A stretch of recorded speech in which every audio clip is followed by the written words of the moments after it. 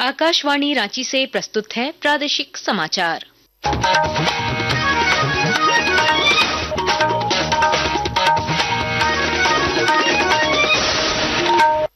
नमस्कार, प्रादेशिक समाचारों के साथ मैं कामिनी। पहले मुख्य समाचार। प्रधानमंत्री नरेंद्र मोदी ने महाकुंभ को एकता का महायज्ञ बताया। कहा, महाकुंभ ने भारतीय संस्कृति और विरासत को समृद्ध बनाए रखने की मजबूत नींव रखी। वित्त मंत्री राधा कृष्ण किशोर ने 5,508 करोड़ रुपए का तीसरा अनुपूरक बजट किया पेश। 3 मार्च को आएगा राज्य का बजट।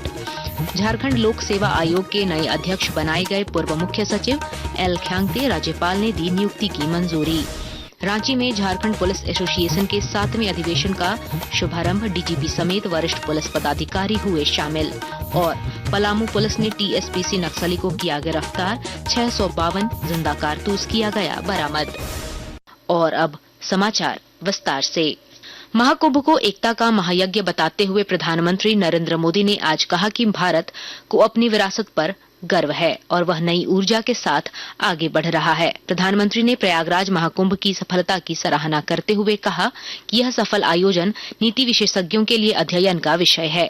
एक ब्लॉग पोस्ट में श्री मोदी ने कहा कि दुनिया ने आश्चर्य से देखा कि किस तरह करोड़ों लोग प्रयागराज में संगम के तट पर एकत्र हुए, जबकि लोगों को कोई औपचारिक निमंत्रण नहीं मिला था। एक रिपोर्ट। प्रधानमंत्री ने कहा कि भारत के युवाओं का इस तरह महाकुंभ में हिस्सा लेने के लिए आगे आना एक बहुत बड़ा संदेश है। उन्होंने कहा कि इस महाकुंभ में कुछ ऐसा हुआ है जो बीते दशकों में पहले कभी नहीं हुआ, जो आने वाली कई शताब्दियों की एक नींव रख गया है। श्री मोदी के शब्दों में, प्रयागराज में जितनी कल्पना की गई थी उससे कहीं अधिक संख्या में श्रद्धालु वहां पहुंचे और अमेरिका की आबादी के करीब दुगने लोगों ने एकता के महाकुंभ में हिस्सा लिया और डुबकी लगाई। उन्होंने कहा कि आध्यात्मिक क्षेत्र में शोध करने वाले लोग करोड़ों भारतवासियों के इस उत्साह पर अध्ययन करेंगे तो पाएंगे कि अपनी विरासत पर गौरव करने वाला भारत अब एक नई ऊर्जा के साथ आगे बढ़ रहा है। जिस तरह एकता के महाकुंभ में हर श्रद्धालु, चाहे गरीब हो या संपन्न, बाल हो या वृद्ध, देश से आया हो या विदेश से आया हो, किसी भी जाति का हो, किसी भी विचारधारा का हो, सब एक महायज्ञ के लिए एकता के महाकुंभ में एक हो गए। श्री मोदी ने कहा कि एक भारत श्रेष्ठ भारत का ये चिरस्मरणीय दृश्य करोड़ों देशवासियों में आत्मविश्वास का साक्षात्कार का महापर्व बन गया। दिवाकर के साथ अनुपम मिश्र, आकाशवाणी समाचार, दिल्ली। झारखंड के वित्त मंत्री राधा कृष्ण किशोर ने आज विधानसभा में चालू वित्तीय वर्ष 2024-25 के लिए 5,508 करोड़ रुपए का तीसरा अनुपूरक बजट पेश किया। श्री किशोर ने स्वास्थ्य और अन्य मुद्दों पर सीएजी की रिपोर्ट भी पेश की, जिसे सदन ने स्वीकार कर लिया। महोदय, झारखंड विधानसभा की प्रक्रिया तथा कार्य संचालन के नियम 238 के उपबंध के अनुसार लोक लेखा समिति का प्रतिवेदन यथा समय सदन में उपस्थापित किया जाएगा। मैं प्रस्ताव करता हूं कि विधानसभा के समक्ष रखे जाने के पश्चात और उन पर लोक लेखा समिति द्वारा परिनिरीक्षण किए जाने के पूर्व यह जनता में बिक्री के लिए प्राप्य हो। वित्त मंत्री कल सदन में आर्थिक सर्वेक्षण पेश करेंगे। वित्तीय वर्ष 2025-26 के लिए झारखंड का राज्य बजट 3 मार्च को पेश किया जाएगा। इससे पहले महाशिवरात्रि के दिन हजारीबाग के इचाक प्रखंड में भगवा झंडा फहराने को लेकर 2 समुदायों के बीच हुई सांप्रदायिक हिंसा की घटना को लेकर सदन में हंगामा हुआ। विपक्षी सदस्यों ने हिंसा की घटना पर सरकार से जवाब मांगा। इस बीच राज्यपाल संतोष कुमार गंगवार ने भी मुख्यमंत्री हेमंत सोरेन से मुलाकात की और राज्य में पेसा कानून के प्रभावी क्रियान्वयन के लिए तत्काल नियम बनाने के निर्देश दिए। रामगढ़ जिले के गोला में एनडीए का अनिश्चितकालीन धरना शुरू हो गया है। हजारीबाग सांसद मनीष जायसवाल और गिरिडीह सांसद चंद्र प्रकाश चौधरी ने धरने का नेतृत्व किया है। सांसद मनीष जायसवाल ने राज्य सरकार पर तुष्टीकरण की राजनीति करने का आरोप लगाया है। सड़क पर सभी लोग चल सकते हैं। सरस्वती पूजा का जुलूस जा रहा था, एक समुदाय विशेष ने रोक दिया, विशेष करके तब जब उस जुलूस में केवल महिलाएं और बच्चे हैं। प्रशासन के लोग वहां पर मौजूद हैं। अब देखिए पथराव हो जाता है। इसी तरीके से ये लोग अपना मूर्ति विसर्जन करते हैं, पुलिस वाले भी जल्दी करके उसको निपटाते हैं। कि प्रश्न ये उठता है कि जब पुलिस प्रशासन वहां मौजूद था, पथराव हुआ, तो पुलिस की तरफ से एफआईआर क्यों नहीं किया गया? पूर्व मुख्य सचिव एल ख्यांगते को झारखंड लोक सेवा आयोग जेपीएससी का नया अध्यक्ष नियुक्त किया गया है। राज्यपाल संतोष कुमार गंगवार ने सरकार के प्रस्ताव पर मुहर लगा दी। उन्होंने आशा जताई कि इससे नियुक्ति प्रक्रिया तेज होगी और परीक्षाएं तय समय पर होंगी। गौरतलब है कि जेपीएससी अध्यक्ष का पद पिछले 6 माह से खाली था। 22 अगस्त 2024 को डॉक्टर मेरी नीलिमा क्रिकेट्टा के सेवानिवृत्त होने के बाद से यह पद रिक्त था। आकाशवाणी के ताजा तरीन समाचारों के लिए आप हमारी वेबसाइट newsonair.gov.in पर लॉग ऑन कर सकते हैं। ताजा समाचार X handle @AIR news alerts और Facebook page all India radio news पर भी उपलब्ध है। आप प्रादेशिक समाचार एकांश के X handle @AIR news _Ranchi और Facebook page Akashvani news Ranchi और इंस्टाग्राम पेज तथा YouTube channel AIR news Ranchi पर भी हमारे बुलेटिन सुन सकते हैं। प्रादेशिक समाचार आप आकाशवाणी रांची से सुन रहे हैं। राजधानी रांची में झारखंड पुलिस एसोसिएशन के 7वें अधिवेशन का शुभारंभ डीजीपी अनुराग गुप्ता, आईजी अनूप बिरथरे और डीआईजी नौशाद आलम ने किया। अधिवेशन में झारखंड और बिहार पुलिस एसोसिएशन के पदाधिकारी और सदस्य शामिल हुए। मौके पर डीजीपी अनुराग गुप्ता ने कहा कि पुलिस मेंस एसोसिएशन पुलिस की महत्वपूर्ण कड़ी है।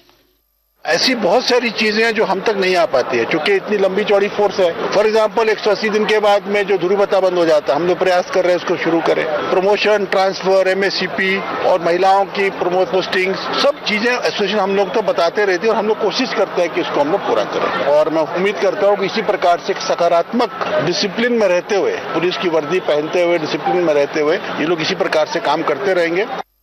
नक्सलियों के खिलाफ चलाए जा रहे राज्यव्यापी अभियान में पलामू पुलिस को बड़ी सफलता मिली है। पलामू पुलिस ने टीएसपीसी नक्सली उपेंद्र भुइयां को मनातू थाना क्षेत्र से गिरफ्तार किया है। उसकी निशानदेही पर कोहबरिया जंगल से 652 जिंदा कारतूस बरामद किए गए। एसपी रिश्मा रमेशन ने बताया कि नक्सल संबंधी गतिविधियों की कई अहम जानकारियां मिली हैं। एक टीम का गठन किया था और इसको जो है हम लोग को अरेस्ट किया था और अरेस्ट करने के बाद पूछताछ के क्रम में इसके द्वारा बताया गया था कि संगठन के द्वारा इसको एक टास्क दिया गया है कि लगभग 652 गोली के आसपास ये लोग कहीं से पहले से छुपा के रखा हुआ था। तो इसकी निशानदेही पे जो है हम लोग 0.315 mm का 652 जिंदा गोली रिकवर किया है और इसको अरेस्ट भी कर लिया। कोडरमा थर्मल पावर प्लांट से निकलने वाली छाई की ढुलाई अब ट्रेनों के जरिए शुरू हो गई है। और जानकारी के साथ हमारे संवाददाता। कोडरमा थर्मल पावर प्लांट से निकलने वाली छाई को अब ट्रेनों के जरिए दूसरे प्रदेशों में भेजे जाने का रास्ता साफ हो गया है। 58 रैक वाली पहली मालवाहक ट्रेन में छाई लोड कर असम के लिए रवाना किया गया है। इससे पहले बिहार के रास्ते पटना और हाजीपुर में ऐश की ढुलाई की जाती थी। एक ट्रक में तकरीबन 60 टन ही ऐश लोड हो पाता था, लेकिन अब ट्रेनों के जरिए एक बार में 4000 टन डस्ट का उठाव किया जा सकेगा। फिलहाल इससे रेलवे को भी आमदनी बढ़ गई है। गजेंद्र बिहारी सिन्हा, आकाशवाणी समाचार, कोडरमा। और अब कुछ संक्षिप्त खबरें। चतरा में जिला स्तरीय रोजगार सृजन मेले का आयोजन किया गया, जिसमें 30 से अधिक कंपनियों ने हिस्सा लिया। उपायुक्त रमेश घोलप ने युवाओं को अवसर की पहचान और सृजन पर जोर दिया। पलामू जिला प्रशासन की टीम ने हुसैनाबाद के अनुमंडल कार्यालय परिसर में कैंप लगाकर दोनों की समस्याएं सुनी। जन कल्याणकारी योजनाओं का लाभ दिलाने और शिकायतों के समाधान के लिए त्वरित कार्रवाई की गई। जमशेदपुर पुलिस ने सेना, रेलवे और अन्य सरकारी विभागों में भर्ती के नाम पर ठगी करने वाले गिरोह का खुलासा कर 4 आरोपियों को गिरफ्तार किया है। पुलिस ने आरोपियों के पास से फर्जी आईडी कार्ड, दस्तावेज, पिस्टल और गोला बारूद बरामद किया।